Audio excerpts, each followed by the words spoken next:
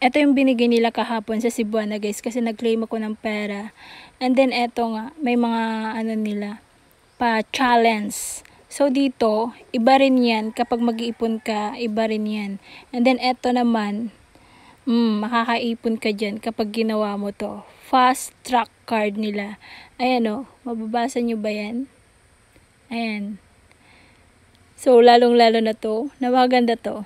Lapitan mo daw lahat ng kapamilya mo, tapos hingin mo sila ng any amount na ihuhulog dito sa box na to, 'di ba? Yung mga ano dito, may 24K card ka na kasi dito, tapos eto, micro saving. Maganda rin kapag ginamit nyo si Cebuana. Ayan yung mga nagpapadala ng pera dyan. Ang ganda oh, may mga pa-challenge sila. So ano ako ngayon, nagsimula akong mag-ipon ngayon. Sana makaipon ako, no? Ayan, no? May mga deposit na sinasabi dyan. Ayan, sana nga, no, makaipon ako dito, no? Kasi nga, nag-iipon ako, hindi ako nakakaipon. Nahuhugot ko rin. Ewan ko ba kung bakit. Tapos, eto, may reward daw kapag mabilis daw tayong makaipon. Ayan yung pa-challenge nila. And, i-ano nyo lang si Cebuana.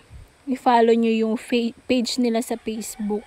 Eto, may QR sila dyan. Eto, yung mga nagpapadala ng pera. Ayan, mag-claim yung mga taga dito sa Pilipinas. Mag-claim po kayo sa Cebuana. Tapos, bibigyan kayo nila nito. And then, 24K card. Ayan.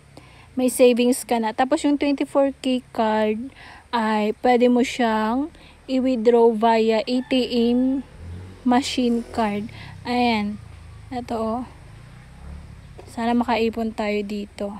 Yung binigay nila.